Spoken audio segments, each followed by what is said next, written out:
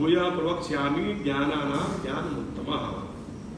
कहना देखो ज्ञानों में जो उत्तम ज्ञान है, सबसे उत्तम ज्ञान, जिस ज्ञान को जान लेने के बाद और कुछ भी जानना शेष नहीं रह जाता है।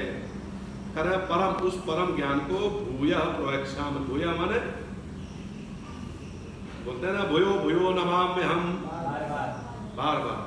भूया माने दोबारा, प्रवक्ष्यामि माने कहूँगा। हे अर्जुन, तुमको मैंने पहले उस ज्ञान के बारे में बता दिया है, लेकिन मैं चूंकि यह बहुत उत्तम ज्ञान है, उस उत्तम ज्ञान को जानने के बाद और कुछ भी जानना शेष नहीं रह जाता, इसलिए इस ज्ञान को मैं तुमसे भूयो प्रवक्ष्यामि यानी दोबारा कहूँगा। अब उस ज्ञान को भगवान समझा रहे हैं कि देखो मेरे अध्यक्षता में ये जो प्रकृति है, भगवान का इससे पहले क्या नाम आया है? पुरुष। भगवान को पुरुष कहा गया, कहीं भगवान को पुरुष कहा गया है, कहीं भगवान को पुरुषोत्तम कहा गया है। पुरुषोत्तम कहाँ कहा गया? यो मामेव सम्मूढ़ो, रोज पढ़ते हो आप लोग, बुद्धि का प्रयोग नहीं करते हैं? प्रतिदिन इसका पाठ आप लोग करते हो 15वें अध्याय का। यो मामेव सम्मूढ़ो जानाति पुरुषोत्तम, कहते जो उसको पुरुषोत्तम रूप से जानता है, वह सब विधि सब प्रकार से मेरी ही पूजा करता है। वो कुछ भी करे मेरी पूजा हो रही है, केवल बस उसको जान लिया कि ये पुरुषोत्तम है। पुरुषोत्तम कैसे है परमात्मा? क्षेत्रज्ञम चापि माम विद्धि सर्व क्षेत्रेषु। वह परमात्मा ही सभी हृदय में क्षेत्रज्ञ रूप से बैठा हुआ है। वह उत्तम हो गया। अगर हम लोग पुरुष हैं तो इन पुरुषों में वह उत्तम पुरुष हो गया, इससे परमात्मा का एक नाम उत्तम पुरुष है। तो कह रहे हैं कि मेरी अध्यक्षता में यह जो प्रकृति है, यह प्रकृति ही मेरी अध्यक्षता है। अब तुम कहो कि इससे क्या तात्पर्य निकलता है? जैसे देखो ये हवा कौन देता है? हवा कौन देता है? ये पंखा देता है? कौन देता है? वायु देते हैं। इसमें काहे नहीं दे रहे हैं? काहे बटन दबाते हो बिजली का? क्यों दबाते? वायु को देना तो देना, सरसा हवा चलनी चाहिए ना, चल रही है इस समय।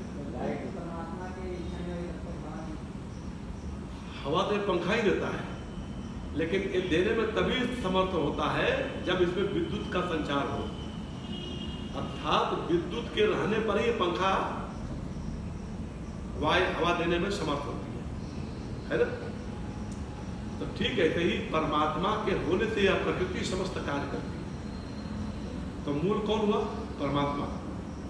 विद्युत है तो बल्ब प्रकाश देने में सक्षम है, विद्युत है तो राड से प्रकाश आएगी, विद्युत है तो मोटर चलेगा और पानी निकलेगा। अगर आप कहो कि मोटर पानी निकालता है, तो जब विद्युत नहीं है तब मोटर पानी क्यों नहीं निकालता? जब विद्युत नहीं है तो बल्ब क्यों नहीं जलता है? इसका क्या तात्पर्य हुआ कि विद्युत के रहने मात्र से यह बल्ब काम करने लगता है।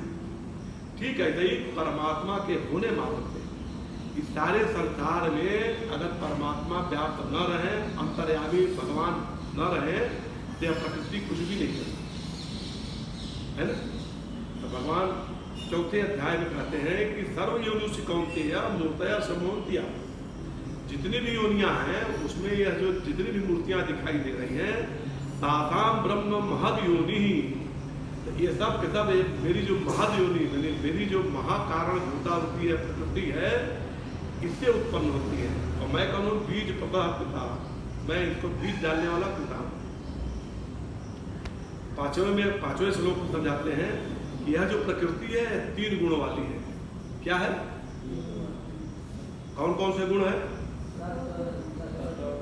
सत्वगुण, रजोगुण और तमोगुण। तो तीनों गुण इसमें प्रकृति जब महाप्रलय होता है तो साम्यावस्था बराबर होती है। लेकिन जब प्रकृति की रचना करनी होती है तो गुण वैषम्य हो जाता है। ये चलता है, चला पूरी है चलने वाले, तो वैषम्य हो जाता है। वैषम्य में ही ये सृष्टि होती है ना, विषमता में ही ये सृष्टि है आपके हृदय में या तो सत्वगुण की प्रधानता होगी, या रजोगुण की प्रधानता होगी, या तमोगुण की प्रधानता होगी। तीनों कभी बराबर नहीं हो सकते। परमात्मा में ये सदैव सम रहता है, परमात्मा में सदैव सम रहता है। परमात्मा कभी प्रकृति के गुणों से क्षोभित नहीं होते। तो चौथे 5वें श्लोक में भगवान ने कहा सप्तम तमः इति गुणा प्रकृति संभवा। प्रकृति के 3 गुण होते हैं, सत्व गुण, रजोगुण और तमोगुण। कह रहे हैं कि ये तीनों गुण ही ये जो इस शरीर में रहने वाला शरीर का मालिक देही है, जिसको हम लोग आत्मा कहते हैं, जिसको जीव कहते हैं, जो वास्तव में ब्रह्म का अंश है, ब्रह्म ही है, ब्रह्म ही है भीतर। क्योंकि ब्रह्म कहाँ है? ब्रह्म भीतर बाहर चारों तरफ सब जगह पे आता है। कोई ऐसा स्थान है जहाँ ब्रह्म के अतिरिक्त तो कुछ है ही नहीं। तो वही ब्रह्म है, वही प्रत्यगात्मा है, वही हमारी आत्मा है, वही जीव है ना। और उसी को हम लोग मैं करते हैं। वास्तव में जो मैं है वो वही है मैं है। कह उस मैं को, वो मैं तो बिल्कुल शरीर से अलग है, लेकिन यह जो प्रकृति के 3 गुण है ना, सत्वगुण, रजोगुण और तमोगुण, तो यही गुण जो है प्रकृति शरीर में उस देह को चिपका लेती है ना। अच्छा बताओ, आपका पेट खूब भरा हुआ हो, आप कहीं भोजन प्रसाद मिल रहा हो तो आप खाने की इच्छा होगी नहीं? क्यों? क्योंकि आपके मन में इच्छा ही नहीं उत्पन्न। ऐसे ही ये क्षोभ जो उत्पन्न होता है, ये जो तीनों गुण है ना, सत्वगुण, रजोगुण, तमोगुण, ये तीनों गुण जब वैषम्य स्थिति में होते हैं, या तो रजोगुण बढ़ जाएगा, या तमोगुण बढ़ जाएगा, या सत्वगुण बढ़ जाएगा। तो तीनों गुणों के घटने बढ़ने से ही मनुष्य की प्रवृत्ति बनती है, इच्छा उत्पन्न होती है। इच्छा कब उत्पन्न होगी? जब तीनों में से विक्षोभ होगा, कोई न कोई गुण बढ़ा रहेगा। अब उसी का वर्णन आगे चल रहा है कि अगर किसी के हृदय में तत्व गुण बढ़ गया, सत्व गुण बढ़ गया है, तो उसका प्रकृति कैसा होगा? उसको कैसे पहचान होगी कि इसके में सत्व गुण बढ़ा हुआ है? तो 6वें श्लोक में कहते हैं तत्व सत्वम निर्मलत्वात् प्रकाशक अनामयम सुख संगेन बदनाति ज्ञान संगेन चानग। कहे जो सत्व गुण होता है वो प्रकाशक होता है, निर्मल होता है। तो जिसके में सत्व गुण बढ़ा रहेगा उसकी पढ़ने में प्रवृत्ति रहेगी, ज्ञान प्राप्त करने में प्रवृत्ति रहेगी, है ना। सदैव परमात्मा की ओर जाने में प्रवृत्ति रहेगी, सदैव ईश्वर की तरफ ध्यान लगाने में प्रवृत्ति रहेगी, जिसके में सत्व गुण रहेगा। आगे 7वें श्लोक से समझाया उन्होंने कि जिसके में रजोगुण ज्यादा रहेगा, रजो राजा रागात्मकम विद्धि सड़ा संग संभव। कह रहा है कि जो रजोगुण जिसके में ज्यादा रहेगा तो वो हमेशा यहाँ वहाँ इधर उधर दिमाग 24 घंटा बुद्धि को दौड़ाता रहेगा और कुछ न कुछ करता रहे, हेरा फेरी, हमेशा रजोगुण में लगा रहा है। कर्म करने में उसकी वृत्ति बनती है। कहाँ वृत्ति बनेगी? कर्म करने में वृत्ति बनती है। कर्म कैसे बनती है? उसकी तृष्णा पूर्वक अंदर से तृष्णा उत्पन्न होती है कि ये मेरा हो जाए, ये मैं चाह रहा हूँ, ये मुझको मिल जाए, ऐसे हो जाए, मेरे घर में ये मिल जाए, मुझको ये मिल जाए, मुझे मेरा ये हो जाए, यह प्रवृत्ति उसके में आती है। जिसके में इस तरह की प्रवृत्ति, सबको अपने अपने हृदय की बात मालूम है कि नहीं? हर व्यक्ति अपना अपने मन को जानता है कि हमारा मन चाह क्या है।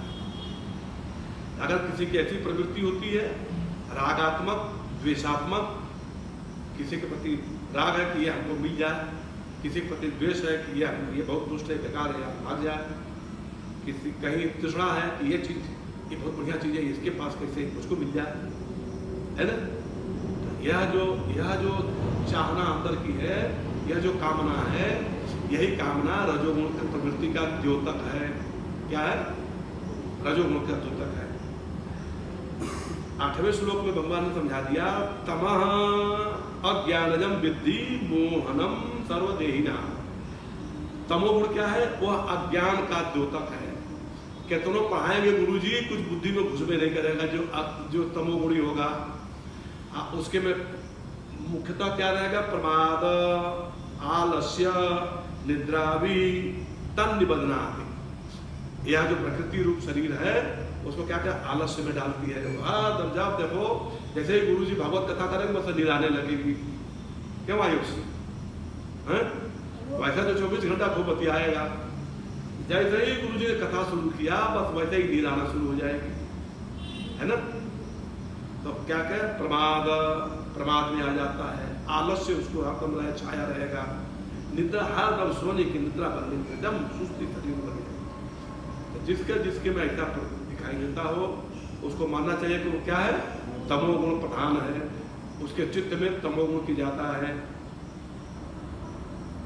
आगे भगवान समझा रहे हैं 9वें श्लोक से, तो आप लोग पहले उच्चारण कर लीजिए। सत्वं सुखे संजयति रजः कर्मणि भारत ज्ञानमावृत्य तु तमः प्रमादे संजयत्युत।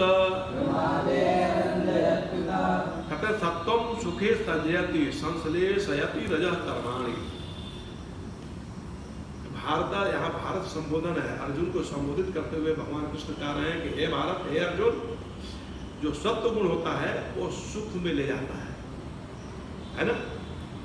आप जैसे जैसे ज्ञान में जाएंगे तो दुनिया के तमाम झंझट से बुद्धि छोड़ देती है ना, केवल ज्ञान में लिप्त होती है, तो उस समय मन को सुख मिलता है ना।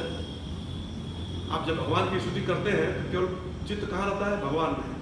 अंदर से आह्लाद होता है कि नहीं, प्रसन्नता होती कि नहीं होती।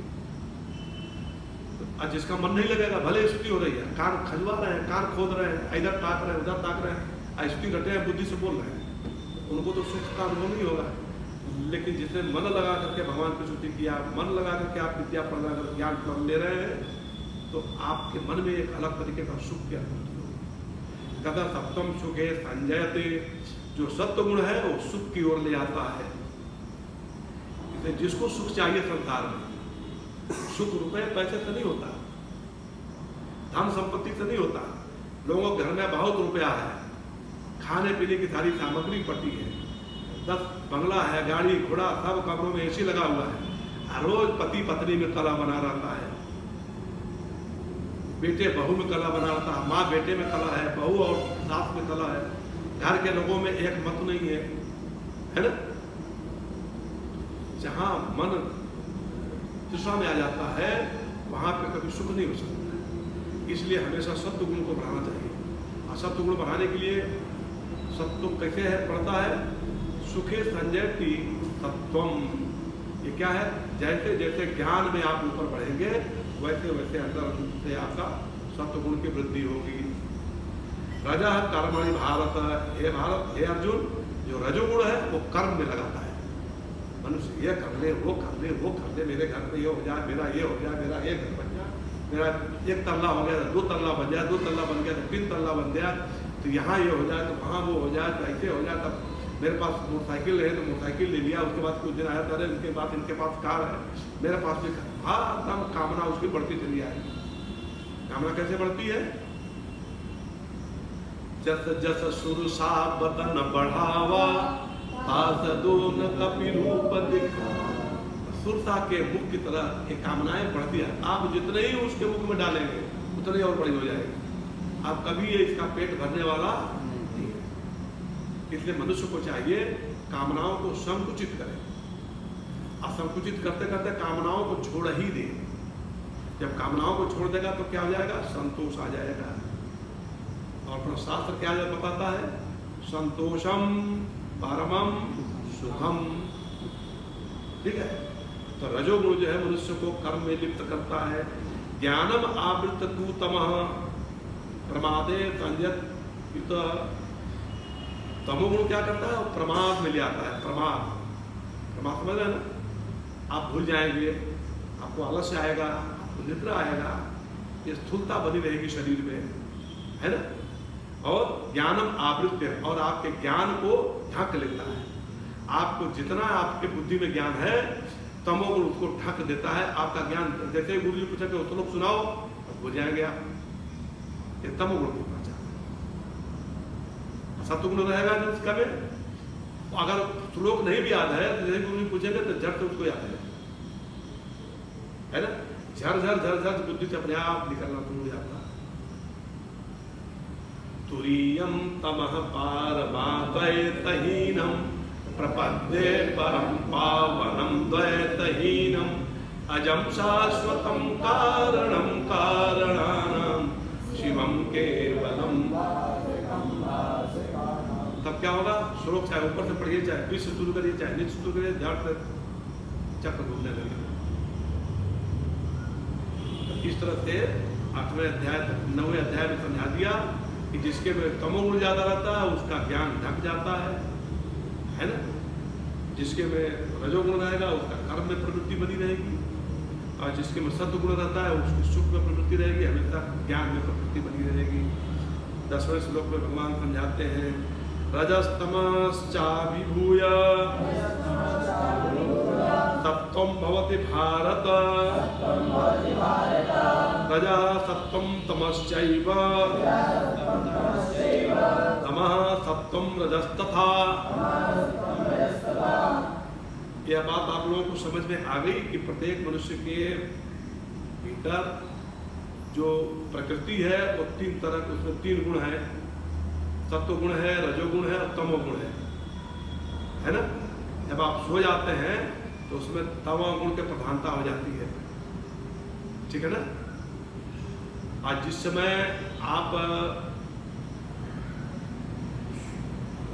स्वप्न में होते हैं उस समय उसकी प्रधानता होती है, और जिसमें जागृत में रहते हैं उसमें सत्वगुण की, क्योंकि जागृत में आप सब ज्ञान प्राप्त करते रहते हैं। अब जागृत में अगर कर्म में लिप्त है तो फिर रजोगुण बढ़ जाता है। जागृत में होना चाहिए सत्वगुण, क्या होना चाहिए?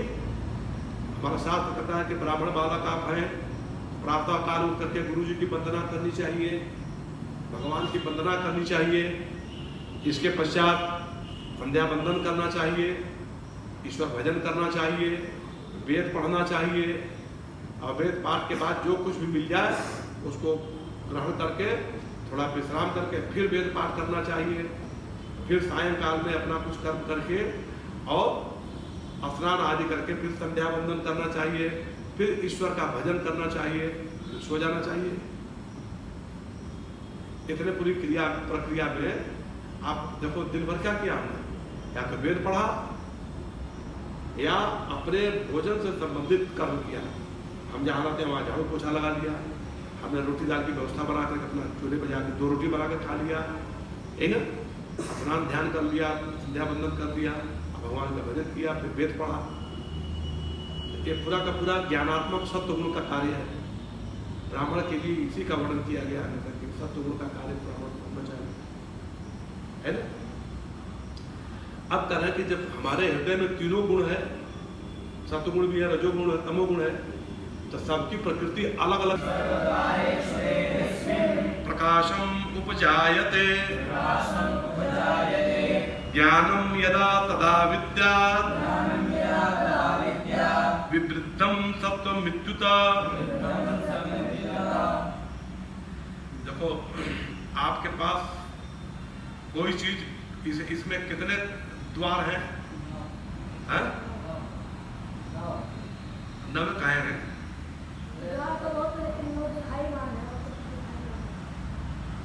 तो बहुत है तो कितने हैं ये बताओ? व्याख्या तो ठीक की हो, क्या 9 दिखाई देते हैं बाकी दिखते नहीं है? जरा बताओ।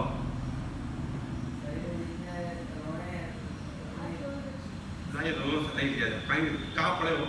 कहीं रोए का चर्चा आज तक हो कि रोए में द्वार मानते हैं, ऐसा कहीं हुआ?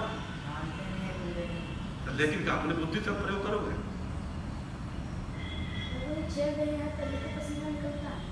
अच्छा, कहाँ द्वार माना गया है? कौन कौन सा द्वार है? 9 द्वार बोले हो ना, कौन सा 9 द्वार है? हाँ, 1 माने कि 2 माने? तो बोलो, तो बुझौनी बुझा रहे हो जैसे लगा प्राइमरी के बच्चे की तरह। हाँ, तो 4 हो गए, हाँ? चलो तो 6 हो गए, 7 हो गए। तो लिंग से कोई चीज बाहर से अंदर आती है कि अंदर से बाहर जाती है? वो तो उत्सर्जन है ना, अंदर की गंदगी बाहर निकालते हैं।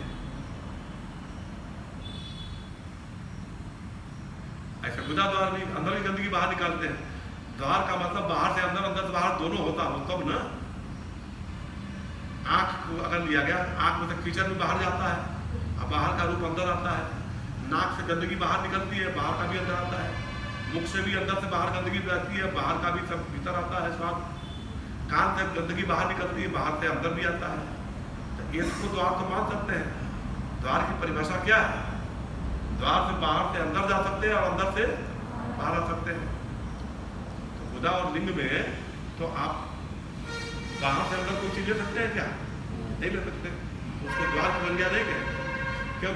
सदर कहेंगे, बाहर निकालने का यंत्र है। कितने द्वार हुए? 7 कैसे हुए जी? 3 और 2 कान और 2 सांप।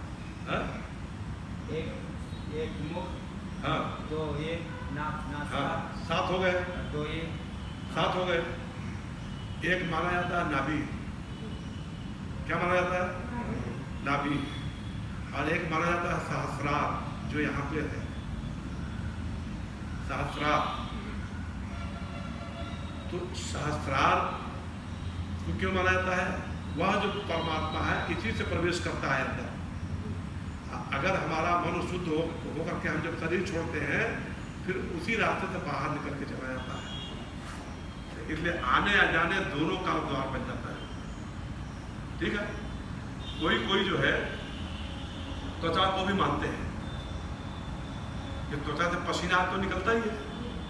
अब बाहर का स्पर्श सुख भी अंदर आता है, लेकिन इसको कोई मानते हैं। अधिकांश विद्वान इसको द्वार नहीं मानते हैं। ठीक है? तो 9 कितने द्वार हो गए? 9। अगर त्वचा को मान लेंगे तो कितने हो जाएंगे? 10। ठीक है? तो इस तरह से ये जो 9 द्वार इस शरीर में हैं, भगवान कह रहे हैं इसमें सर्व द्वारेषु देहे अस्मिन्। देह कौन सी विभक्ति है? कौन सी विभक्ति है कन्हैया? लगी? तुम्हारा व्याकरण कमजोर है क्या? व्याकरण पर ध्यान दो बेटा, तुम पढ़ने में बहुत तेज हो। अब व्याकरण ठीक से पढ़ो। तो सर्व द्वारेषु देहे अस्मिन्। देहे यानी सप्तमी में देह में, अस्मिन् माने इस देह में सर्व द्वारेषु सभी द्वारों में प्रकाशम उपजायते। प्रकाश उत्पन्न होता है। किससे प्रकाश उत्पन्न होता है? ज्ञानम यदा तदा विद्यात्। विद्यात् माने विद्या से। कौन सी विभक्ति होगी? विद्या, पंचमी बनेगी। विद्या से तदा माने यदा विद्या तदा ज्ञानम, ऐसे जोड़ो। यदा विद्या तदा ज्ञानम। जब विद्या का प्रभाव पड़ता है तो ज्ञान उत्पन्न होता है। विवृद्धम सत्वम इत्युतः। जब हमारे सभी द्वारों से ज्ञान की वृद्धि होने लगे, है ना? आप आंख बंद किए, कोई स्पर्श किया, आपने पहचान लिया कि फलाने का स्पर्श है। ठीक है? आप आंख बंद किए हुए गंध आ रहे, आपने कहा कि चंपा के पुष्प का गंध आ रहा है, इसका मतलब आपकी बुद्धि तीक्ष्ण हो रही है ना? आप यहाँ बैठे हुए, आपने दूर से देख लिया कि जो है राम प्रसाद चौरसिया जी आ रहे हैं, आप समझ गए कि कोई सामने से आ रहा है, तो आपका ज्ञान तीक्ष्ण माना जाता है। तो कह रहे ये सत्व गुण की वृद्धि का सत्वम इति अत्युत विवृद्धम। तो ऐसे मनुष्य में सत्व गुण बढ़ा हुआ है, ऐसा मानना चाहिए। क्या मानना चाहिए? कि सत्व गुण बढ़ा हुआ है। अर्थात जब आपके सभी द्वारों के माध्यम से ज्ञान प्राप्त करने की इच्छा हो, है ना? मुख है और रसना भी है, स्वाद खाने के चक्कर में न रहे। किस चक्कर में रहे? बढ़िया बढ़िया श्लोक बोलने में रहे, वेद मंत्र बोलने में रहे, अच्छी बात बोलने में रहे, दूसरे को प्रणाम करने में रहे। जब ज्ञानात्मक उस द्वार से आना जाना होता है तो कहते हैं कि सत्व गुण की वृद्धि हो रही है। ठीक है? अब आज का पाठ हम यहीं पे विश्राम देते हैं। अब कल प्रातःकाल फिर 8 बजे से हम लोग बैठेंगे। ओम पूर्णमदः पूर्णमिदं पूर्णात् पूर्णमुदच्यते पूर्णस्य पूर्णमादाय पूर्णमेवावशिष्यते। ओम शांति शांति शांति। शंकरं शंकराचार्यं केशवं बादरायणं सूत्रभाष्यकृतौ वन्दे भगवन्तौ पुनः पुनः। ईश्वरो गुरुरात्मेति मूर्तिभेदविभागिने व्योमवद्व्याप्तदेहाय दक्षिणा